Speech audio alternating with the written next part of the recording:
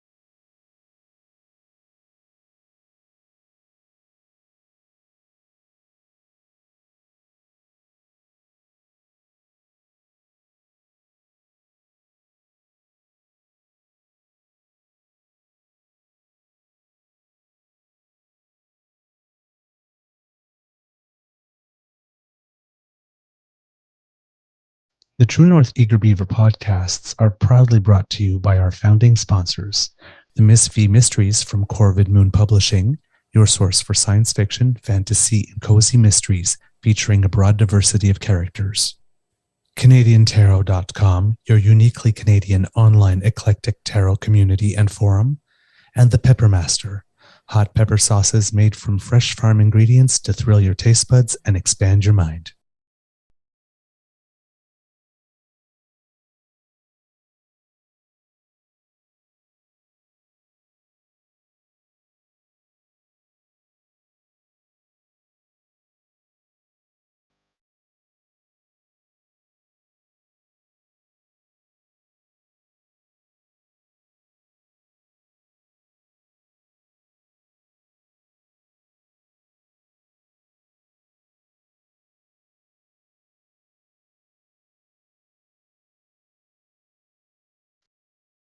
Well, good morning, and hello, kids, and welcome to Season 3 and episode number 183 of the Daily Beaver Morning Show here on the Crier Media Network. Today, pre-recording day, is Thursday, August 10th, for rebroadcast on Friday, August 11th. Yeah, that came out a little weird, didn't it? And according to the Weather Network, it seems that tomorrow will be a wonderfully sunny day here at the Beaver Lodge. I'm your host, the Eager Beaver, pronouns he, him, he, Mr. Beaver, and with me, as always, is my good friend, Mr. Grizzly. Of course, a big thank you goes to our podcast's founding sponsors, the Peppermaster, the Miss V Mysteries from Corvid Moon Publishing, and CanadianTarot.com. We have a quick Friday morning nibble for you, but before we do anything else, let's ask our friend Mr. Grizzly how his mental health will be tomorrow and say hello. Mr. Grizzly, time travel for us, please. Well, good morning, Mr. Beaver. I am going to guess that my mental state will be pretty good tomorrow because I'm going to see the Barbie movie tonight, and I will be decked out with a bright pink shirt. Ooh la la la la la la la la. Ooh, look at this. Yeah. That's a new little branding thing that you've got there with mostly red and This is for mobile. Yeah, it's for the mobile system because this is a mobile handheld mic. This is a vocal stage mic, and just the smaller logo. The smaller I logo. like it. It's a little roundy. I like it. I like it very much. It's cute. It's very cute. I like all the red. Okay. Well, yesterday we talked about the Auditor General's report. Today we're going to take a little break from it because we're going to do a special show on the weekend. We'll talk more about that. So today we'll just do with regular non-Auditor General looking into seedy things news. But before we do, because I do want to touch on it a little bit, because one of the usual suspects, Brian Lilley, is out there today doing his usual things. Now, Brian Lilley has two go-to moves, right? One, when you're criticizing him, he will direct you back to the article he wrote and say, read the article, as if you didn't read the article before commenting. That's because he's got nothing. That's because he's got nothing. He's got nothing. Yeah. The other thing that he does is he just dismisses something with the back of his hand. No, it's not. That's totally untrue. That's inaccurate. And doesn't use the opportunity to proactively volunteer why or how it is inaccurate or not true. Bit of an It's arse, isn't he? just not true because Brian Lilley said so. So he has this article out right now that says, or titled, Lilley, plenty of Greenbelt opposition is driven by lies, not facts, because Brian Lilley is known to be a champion of facts. And apparently the issue that Brian Lilley is taking issue with, see, this is where I hit the depth is so deep. I hate these types of words. But apparently the thing that Brian Lilley is taking issue with is the fact that people are saying that the lands were taken out of the Greenbelt last year and were privately owned pieces of property that had been, that the lands that were taken out of the Greenbelt were taken out of there and Ford gave them away or sold them off. Nobody said that. That's not even the issue. No, nobody even said that, though. Like, that's not the issue at all. You're right. It's like, good God, man. It's not the issue. He's trying to create a new issue to distract from the actual issue. Yeah, let's take something that the issue is clearly not, that nobody is saying it is, or if some people are, because some people are saying, oh, Doug Ford sold the land at a profit like this. But if that's an uninformed opinion, that's fine. The issue is what the Auditor General said. Mm-hmm. The Auditor General did not say that Ford sold or gave away the land. What she said is that this was not a defensible process. And not at all. Really that there was no process. No real process. No. At all. Right? And then it goes, of course, like, we have to build or no build, right? Everybody got that media line. Oh, yeah. Choice, build or not build. Okay, yes. But nobody has a problem with build or no build because we know that you have to build. But once you make that one binary choice of build or not build, then you have a whole rainbow. Infinite possibilities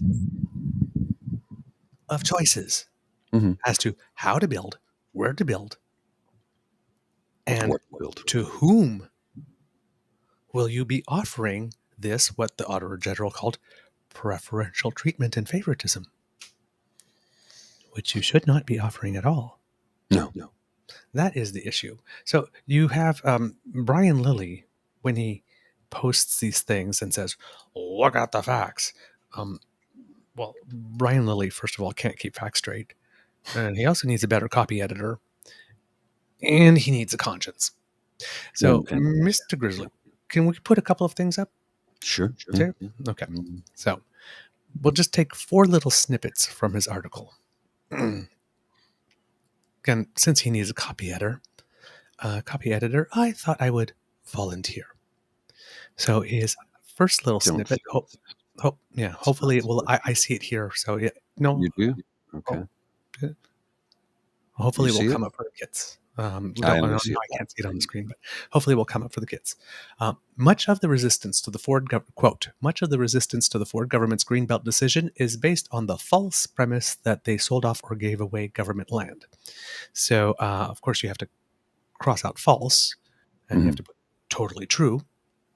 Then you got to remove government land and replace it with Greenbelt land, after he had promised in an election to not touch it following public uproar at the idea when it was expressed years earlier. We're not going to touch the Greenbelt. You don't want us to touch it. We're not going to touch it. How many times did he say that? Yeah. So much of the resistance to the Ford government's Greenbelt decision is based on the false premise that they sold off or gave away government land.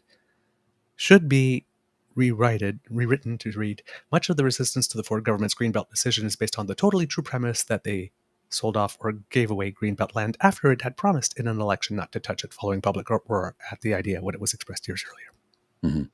And now that we have a Auditor General report, that the whole process was shady as fuck. Oh, yeah.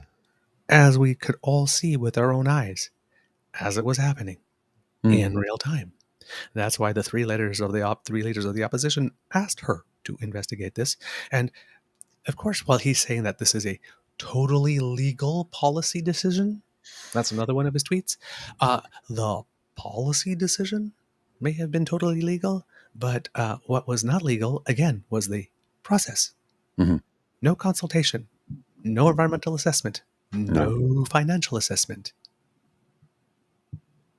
And people paying 21% interest for tracts of land on which nothing could be built at the time, in a time where interest rates were close to zero. But that's not People suspicious at all. choosing not to pay suspicious. 21% interest, That's totally normal, right? which is a totally sound business decision when there should be no prospects whatsoever of you being able to do anything whatsoever with that land. And of course, I wonder who lent money to people Which at bank? 21% interest to buy land for which there never should have been a loan because nothing should have been happening on these lands. Mhm. Who would have thought that that was a good Greenbelt. deal? Maybe Yeah. that's why it was 21% interest. There's it. I mean, I've read so much about this in the last 2 days. The level of corruption. And Doug seemed to have been able to sidestep it because each reporter that was there yesterday for his press conference Mhm. was allowed to ask one question and one follow-up. I'm like, excuse me? No, that should not be the way. We should have unlimited time to ask unlimited questions because it's $8 billion that they're going to profit off of public lands.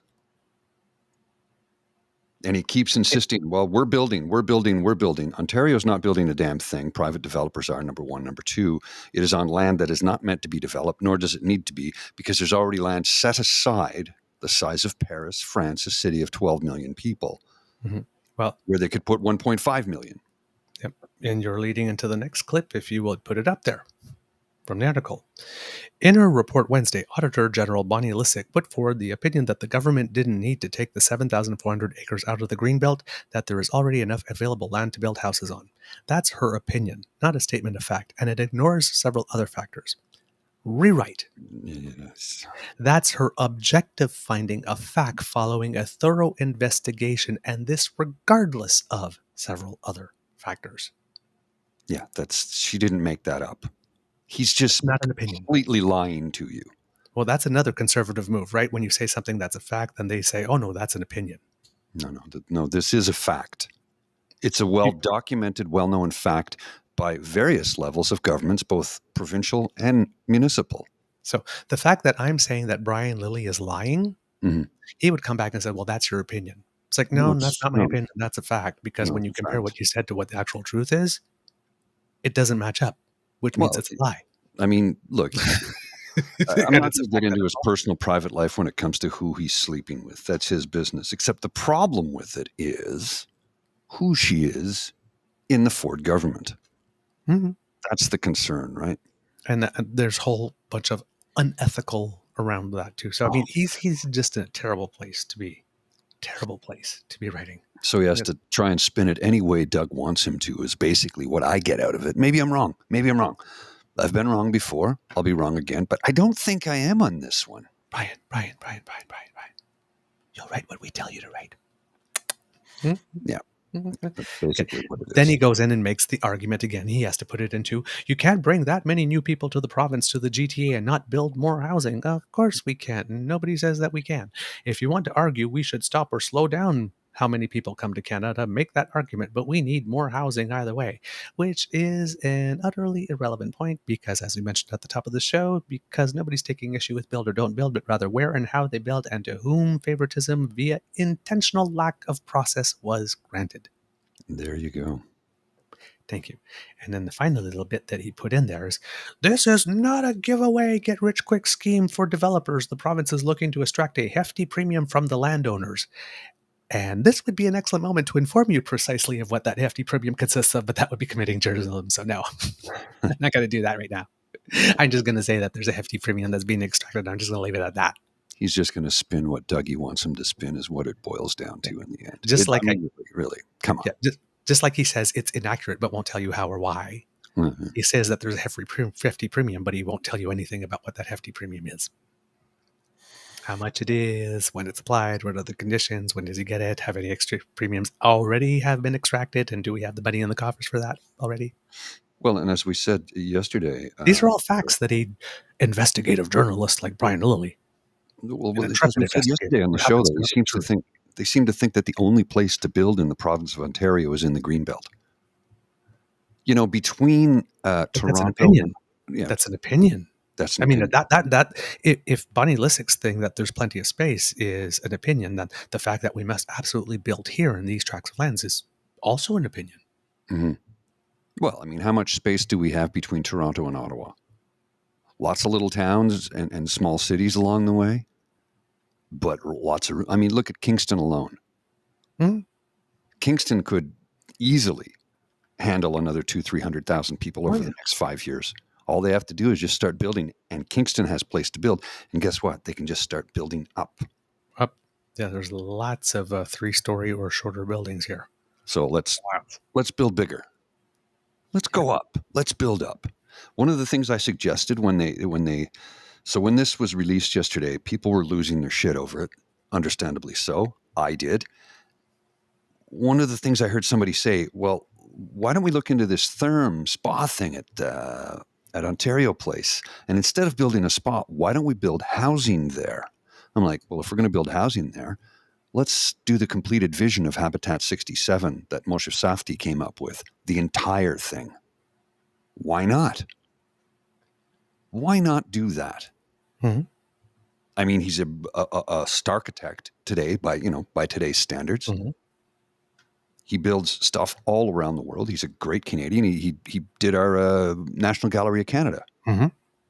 So why don't we get his vision realized, and we could build that where you could build entire communities that go both up and out, and everybody gets a garden, everybody gets a space. It's not a balcony. Why wouldn't that be entertained? Like, I mean, really, No why couldn't reason they not. entertain that? Yep. No reason. No reason why not. Oh, I know why. I know why. I know why. Because it has to be built in the Greenbelt by any one of the families who bought all the land along the upcoming Highway 413.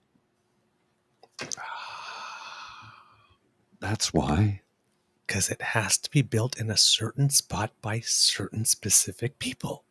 Exactly. And all of that was predetermined before.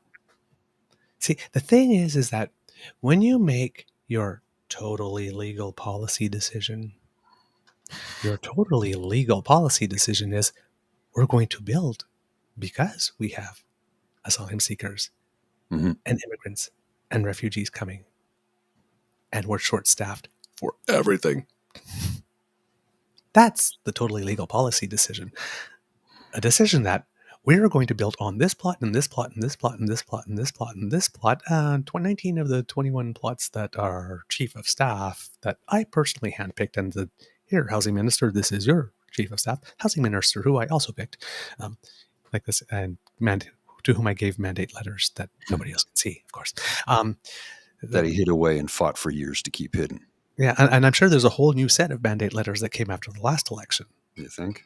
Right, and We we still haven't haven't seen seen those his either. from the first. Yeah. So, yeah. So we haven't seen those either. So in this totally normal, transparent process that everybody always uses, where we do that, we're going to pick plots of land, and we're going to pick specific developers who suddenly are not Doug's friends.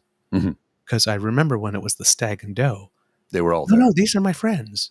Yeah. And now it's like, no, I'm not I don't friends know with them. any of them. I don't know them at all. Doug, Roll tape. we've got the tape. Roll tape. Let's go to the tape. Anyone? Oh, look at that. Doug, you're caught lying to us once again. Once again. Mm-hmm. Your pants are on fire, Doug. Yep. So the machine is out there. It's working as they hope it should. Mhm. And our job is not to fall for the BS. Did you happen to catch Blackballed last night? I did not, but David Wallace was on it. Oh, and David was pissed. I can imagine. This was fiery David Wallace. He went off, and I was like applauding the whole time. He went off, and this is the man who was in the know. This is the man who was in the know. And he says, look, this is on my conscience. I'm the one who set this up. You know, I introduced these people to these people. He goes, I wear that. I fully accept that. But if we don't do something to stop these criminals, these wannabe mob bosses, we're going to lose our country. And I agree with him. Because look what they're doing. They're doing it right in our face. And how much do you want to bet that Therm place ends up being a spawn casino? That's why they're building all that parking, and that's why they need so much land for just a spa. Yeah, well, that's the thing. It's like, sure, it's going to be a big spa, but you don't pack people into a spa. And wait a minute, $450 million of public funds for an underground parking structure? Hold on a second now. Wait a minute. You're putting a casino in there, aren't you, Doug? It's a Trojan horse. It's not a spa. It's you know that joke I keep on telling about those men that tell their wives that they're going to a buddy's place to watch the game and have a couple of brewskis, but while they're there, the game just happens to be on TV. And yeah, they had a couple of brewskis, but they also called in a couple of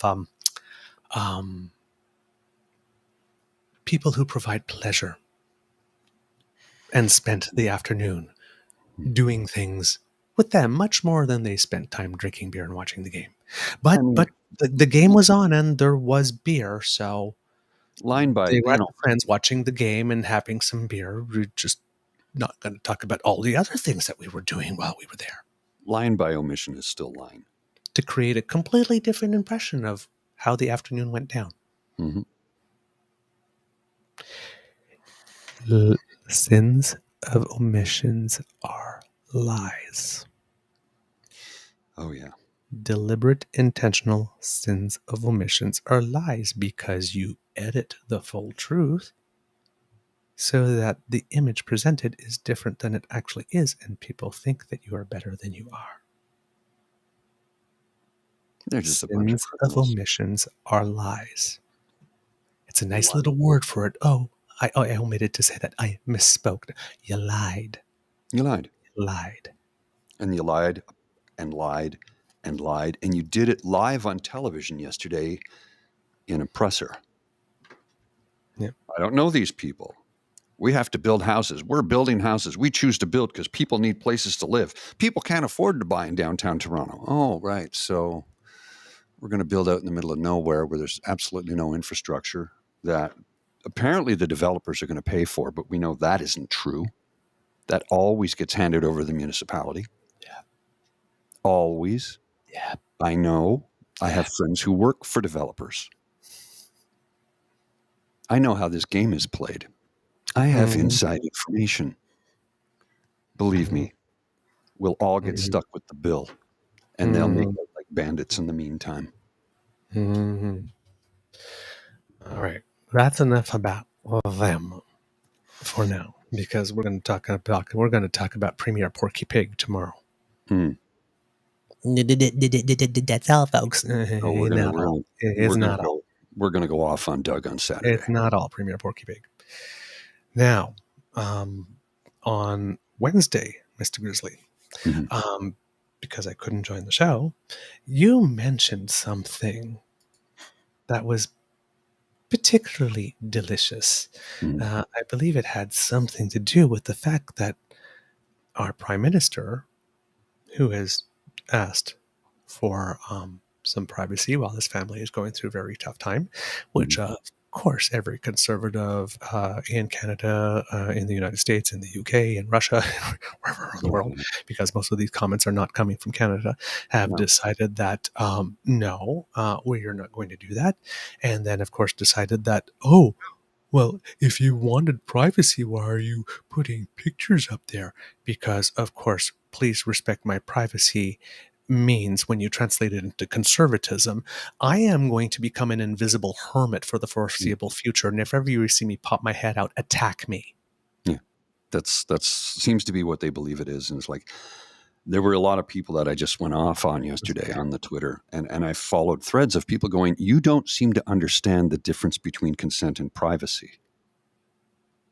Privacy means you do not invade their private lives. If they're out in public and they decide to share an image that they took because they were having fun as a family, that's not an invasion of privacy. They're giving you consented information. They've consented to doing this in public. Privacy means don't pry into our lives when it comes to our children, when we're talking about the divorce or separation that we're going through. Respect our privacy means if you invade us, you're doing so without our consent. If I post a picture of myself with my friends or family, that's consenting individuals to that. And anybody can do that. Respect my privacy does not mean I'm going to live like a hermit. It means don't pry into my private life. Right. I can share anything about my life that I choose to. When you pry into it, you're not respecting my privacy. And they don't seem to understand the difference. They do not seem to understand that. Is it a lack of critical thinking? Or is it just if it's not in your interest to understand, if you're not paid to understand. Yeah. If the corner you're working as you're hiking up your skirt depends on you not understanding. And we'll get to there because I chose corner working for specific for a reason. Yeah, of course. Now, of course, because the Prime Minister went out with his son to go see Barbie, he decided to balance it out. The man dared, I tell you, to go see 2 movies in 1 week. And of course, this provoked a meltdown. So here he is with his 14-year-old daughter, Ella Grace, balancing things out, Oppenheimer with Ella. So he goes to see Barbie with his son, dressed in pink, Oppenheimer with Ella, not dressed in pink. Right? But what did they attack I'm guessing, I haven't seen that. I'm guessing that there's a subliminal STEM message in girls there, right? Mm-hmm. Oh yeah, definitely. Oh yeah. Right. So, yeah. So again, people predictably lost their minds, calling the movie Crop Toppenheimer. Oh my God, she's 14 years old. You sick, twisted perverts. Yep. And who's the now? And the sickest of them all, my friend. Slap happy? How did you know? I was just guessing. I figured it would be. Put it up there, Mr. I haven't read. Oh, I don't see it. No, sorry. I'll give me a couple of seconds. Yep. This guy who you can always count on to live down to expectations. Please read it. I'm told his account was suspended. Oh my, I don't want to read that. I know I have to, but oh my God. Okay, so Mark Slapinski, Mark _ Slapinski, SLAPINSKI. Justin Trudeau's daughter looks like a $20 prostitute. Gross. Okay, first of all, gross, you. Mark Slapinski, I will defer to your immense and deep expertise in all matters related to being gross. Number two.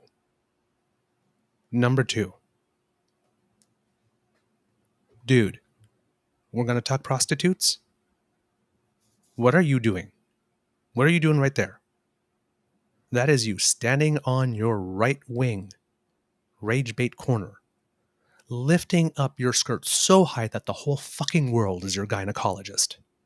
Jesus, what an asshole. Prostituting yourself. She's a 14-year-old girl. You are sexualizing a 14-year-old girl. RCMP, OPP, anywhere, whatever province this father mucker is in, look at his browser history. Oh, yeah. These are telltale signs. This guy is not normal. He wishes that people have AIDS. He wishes that everybody's gay, and he takes children and says they look like prostitutes. Prostitutes. I believe we would call that pedos and grooming. Isn't that what they always say?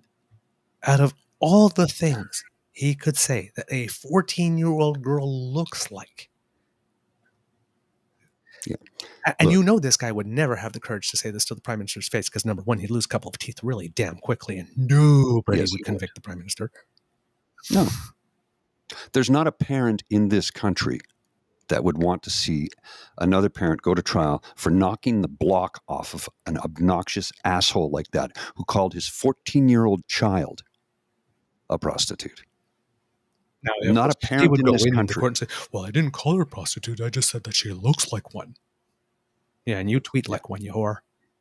That's how you get punched in the face. That And somebody is going to do it because that's crossing a big line. exclude the crude language, but that's when a husband cheats on his wife, says, "I didn't fuck her. She only gave me head." Pardon the crude language. It's not a good look. What the hell is wrong with these people? They Because just keep lowering the bar. his son, right? Remember what his son was, Mhm. right? "Oh, so glad you're gay. Is this your new husband?" So Yeah. let's just throw in It's a little his casual son. incest right there, right? Like this. And now that we've put the message out that Trudeau is banging his son, let's just say that his daughter's a prostitute. So here I am, so like, okay, and then of course they had these other tweets, right? And it's like, "Oh, well, he took the boy to Barbie and he took the Ella to Oppenheimer, and they didn't go at the same time. What, do the kids hate each other?" Yes, because out of the whole thing, right? It couldn't possibly be. Maybe the kids have different interests. Mhm. The kids, Not to mention the fact that how do you go to? You usually don't go to two movies in the same day. yeah, and I mean, come on. and also the fact that maybe the father of a family that's going through some type of breakup wants to spend individual time one on Mhm. one with each of his children. I'm sure there's a lot of parents that'll be able to weigh in on that comment. I'll be watching the chat because this is a recording, of course. This will be airing, of course. It's live right now at 7 a.m. on a Friday morning, and I'm gonna be watching the chat because I'm curious to hear the response for parents, single and otherwise, on how they feel about Slipinski first off, and what's their take on, maybe as a parent who's going through a separation, he wants some one-on-one time with his children individually. Like, does that stop? I'm not a child of divorce, so I don't know. And maybe the kids benefit from one on one specific time with each parent during this specific time. There's times when I've gone out to dinner with just my mom, times when I go out for beer with just my dad. One-on-one time with your parents it's that's not out of the ordinary. And these are children who are going through a very public, their parents are going through a very public separation. So, Maybe they have questions. Maybe they have mhm. questions that should be answered one on one without any of the siblings around or somebody else interrupting and whatnot. Maybe some of the questions, given one's 15, one's 14, and the other one's 8, are maybe age sensitive. Mhm. Mhm. Yeah. It's like, We don't know, but it's certainly not difficult to rub two brain cells together and get a spark and try to figure out what potential, normal, everyday human reasons could exist to explain any of this behavior as opposed to going to the worst thing. Now, of course, the Trudeau family has 3 children. So he's taken Xavier to a movie and Ella Grace to a movie. So, of course, all the clamoring of like, well, he's got 3 kids. I guess he doesn't love the other one because he didn't take him to a movie. Hasn't started yet. give it a moment. But His third child is also 8, yeah. so neither Oppenheimer or Barbie would be appropriate. So here we go. This is what somebody asked. He's busy watching the movies and working on Team Barbie. Notice how he didn't see Sound of Freedom, which no. But here we go, Mr. Grizzly. If you'll put it up there. For the people wondering that, yeah, he would have taken Hadrian to see Sound of Freedom, Poodle, but y'all already used your attack pass on him when your brains liquefied after he went trick-or-treating in pink as a character from Paw Patrol. So, oh, by the way, don't let the PM dressed as Superman remelt what remains of your brains right now. I thought that was pretty good. You're doing a Clark Kent, right? I thought that was pretty good. Yeah. That was pretty good. So,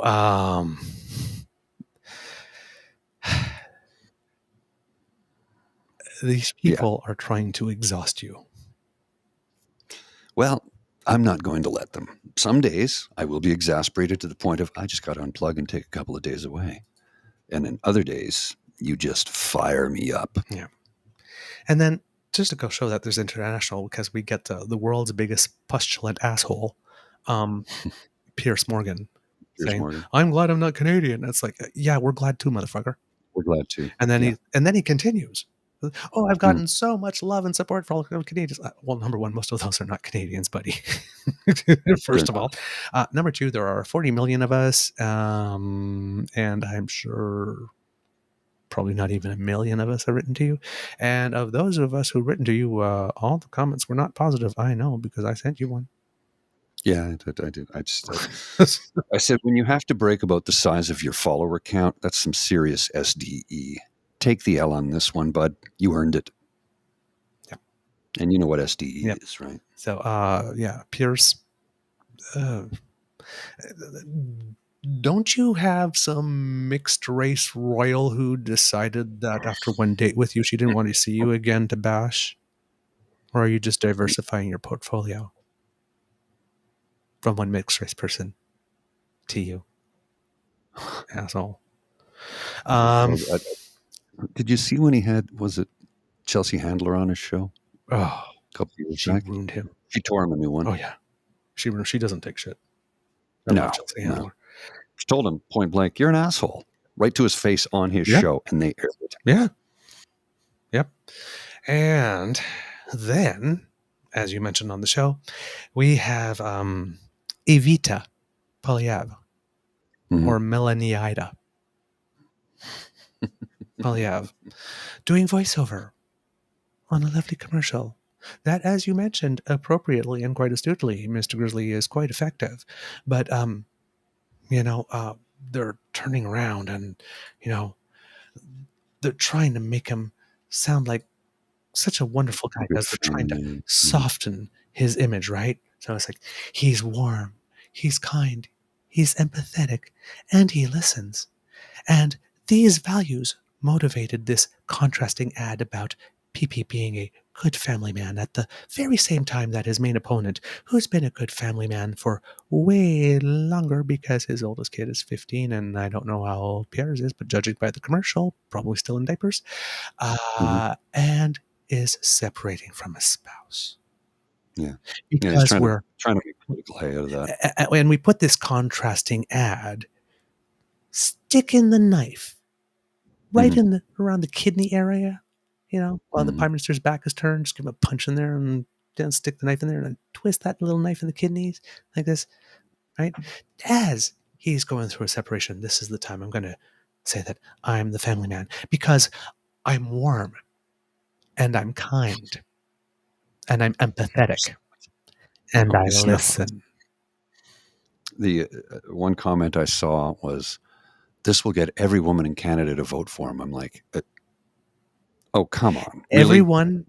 One ad's going to change it? Every woman in Canada, except for the woman like that one we saw in Belleville who was like yelling. Because everything on every other woman that's not a woman like that went dry. Yeah. Oh, yeah. Well, and the funny thing is, it's like something James pointed out in an article he wrote was this is going to fall flat with a lot of families across the country because a lot of families across the country are going through or have gone through what Justin and Sophie Gregoire are going through. We keep on saying it again. All your friends who are divorced are looking at you and thinking you're kind of a dick, and all of us who are children of broken families are looking at you and we're thinking you're kind of assholes.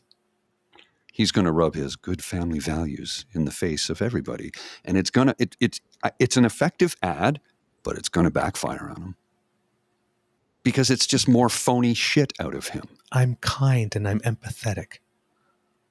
Watch me stick the knife in watch me stick the knife between the shoulder blades of my opponent as his family is being shattered because I'm kind. Kind and empathetic is not the words I would use to describe a man who said that diversity, equity, and inclusion is garbage. Or that Indigenous people just need to develop a stronger work ethic.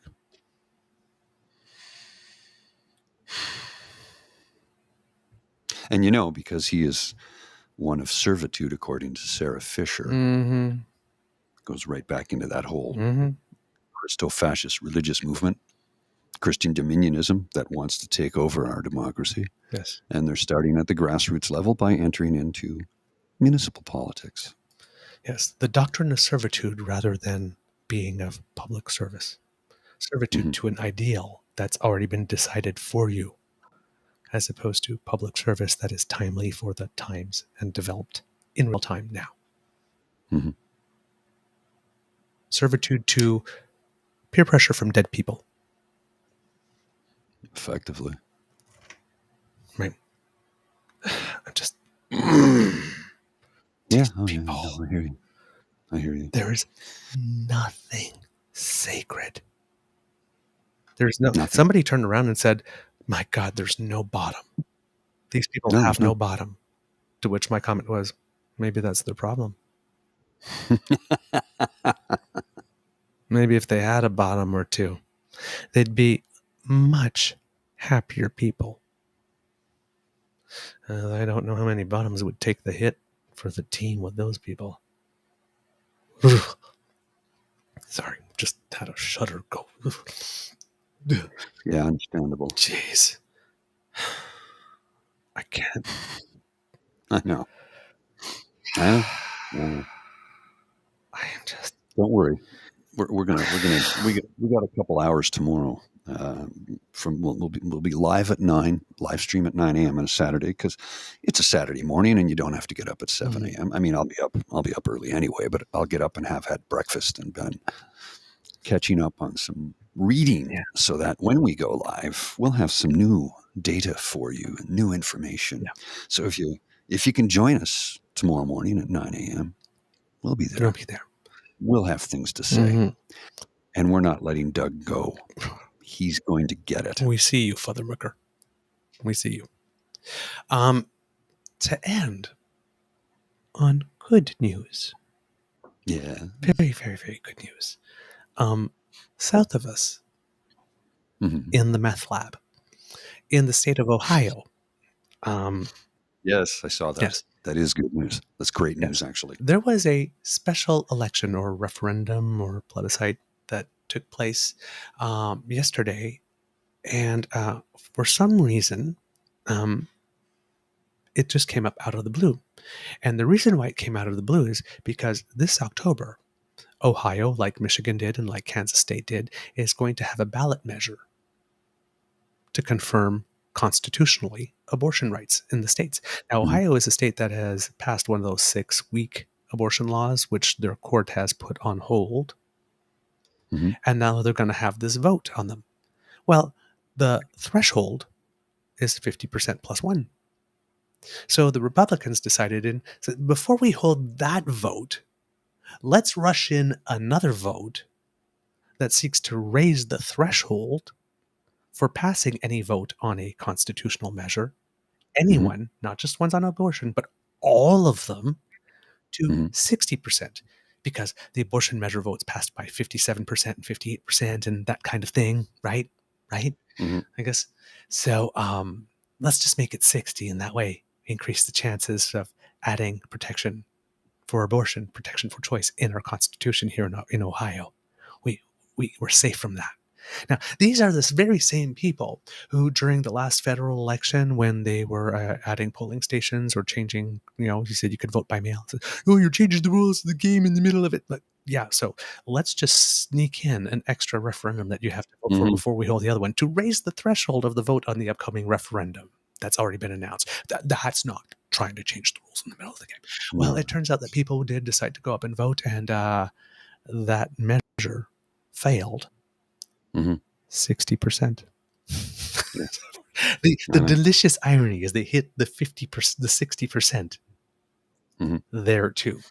So even if they had raised it before this vote, still was going to be defeated. Still would have lost. But 60 was like I would have loved to have seen 100, but it's almost like 60 was the poetically perfect number. It is artistically meritorious, if you ask me. Even the East German judge gave a 9.9. Yeah. I'm just saying. So it seems that Ohio decided to troll their own Republicans. Now, here's the thing, right? How many Republicans do you think voted for this? Because I'm sure there are plenty of Republicans that would like to put some measures on the ballot that would restrict other people's rights. And I'm sure they're not happy that they would have needed 60% for theirs as well. But of course, they couldn't do that just singling out abortion, because then it would have looked really bad and they probably would have lost with 80%, right? So they tried to be too cute by half. But it's like everybody in the state was going to have their democratic rights eliminated, not just people that wanted abortion. No. With this move. Yeah, everyone. They will do or try anything with Oh, these yeah. people. Yeah. But They it can get away failed. with it. They'll pull But it. it failed. Yeah. So now when that abortion vote comes in August or November, whenever it is, it's still 50%. And if the vote to remove the threshold failed by 60, how much do you think that one's going to fail by? Oh, yeah. Way to go, Ohio. Way to go, Ohio. Send a message. Send a message. Again, there are more of us than there are of them. All we have to do is decide that we are going to enter the game again. Because a lot of us have checked out a while ago. Yeah. Mr. Grizzly, do we have a show? We do indeed, sir. We do indeed. Yay. All right, kits and cubs and peeps and poops. That's the end of this episode of the Daily Beaver Morning Show here on the Crier Media Network. I do not know why I'm adding syllables today. On the Crier. We hope that you love listening to us, because we loved making this for you. We loved it so much that we actually made 2 today. Remember, and we're coming back tomorrow. We'll be back tomorrow. That's love. That is love. Something. Remember that sharing is caring and word of mouth is priceless. Let your peeps know about us, because democracy is something that you do.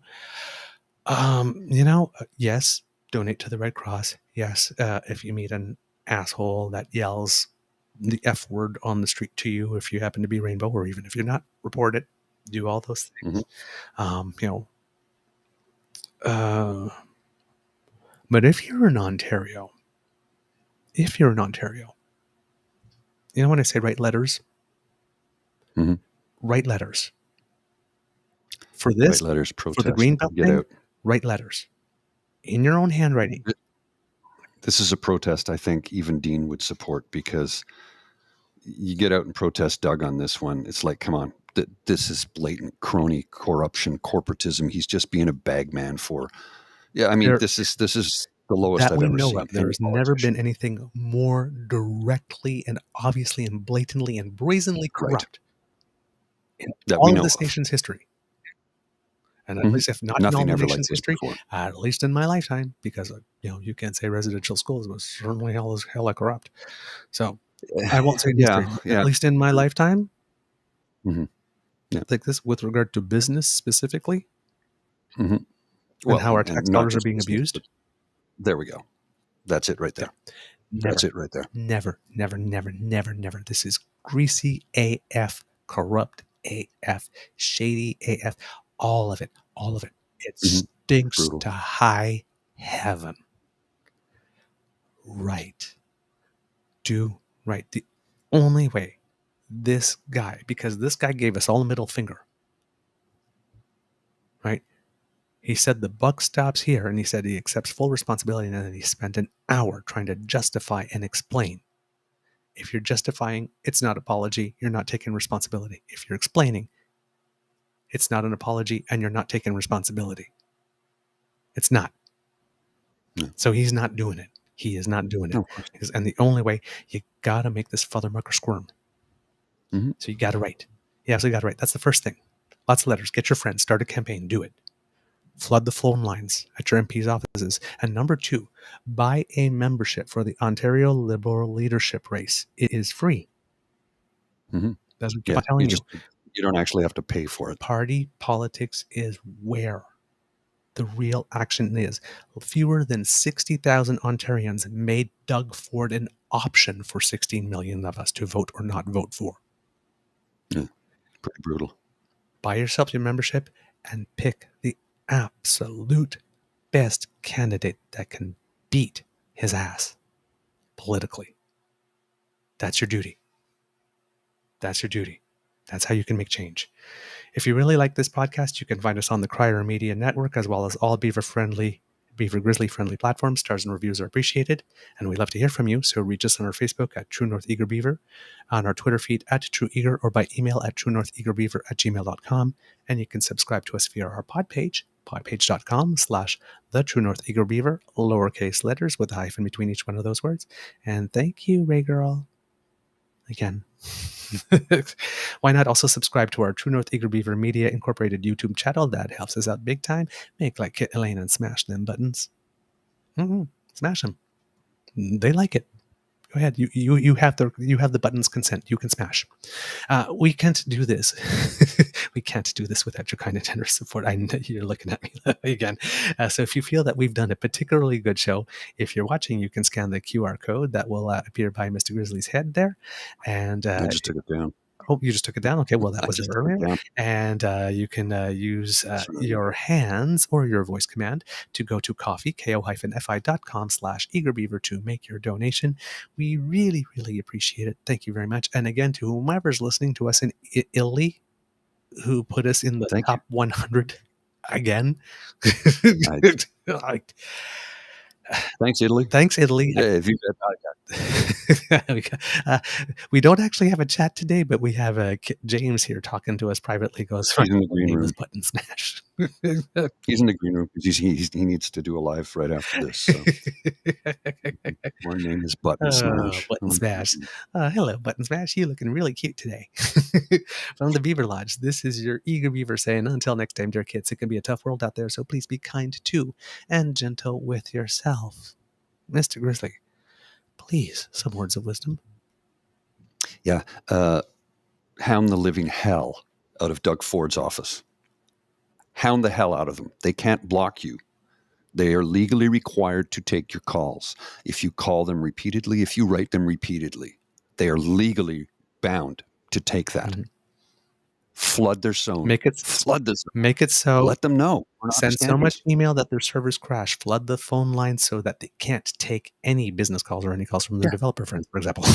Because this is not a show up at the constituency office. Mm-hmm. Mm-hmm. I guess call and demand a meeting with your MPP. Yeah, make it so. Make it so. You have to get in their faces. Go. All right. So those are the words of wisdom, Mr. Grizzly. Please roll them credits.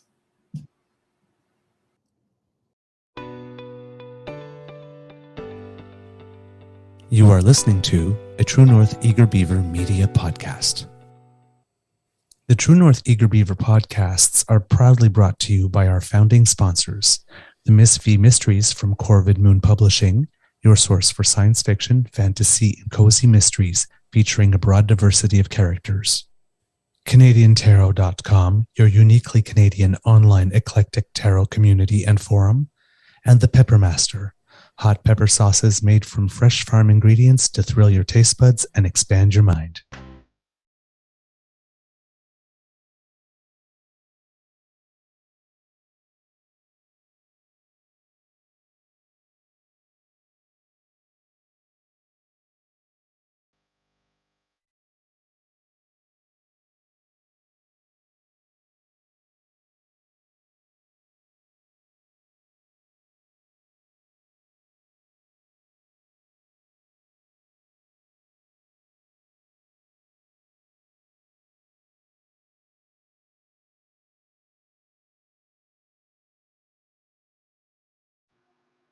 There we go. And more good news before we go on the Easter egg. If you happen to be a Canadian who's over 60, Health Canada has approved the first respiratory syncytial virus, or RSV vaccine, for adults 60 plus. So it will be available this fall. So when you get your flu shot, when you get your COVID bivalent, also be sure to get your RSV shot. All right. All right. Bye, everyone. Have a great weekend. See you tomorrow, 9 a.m.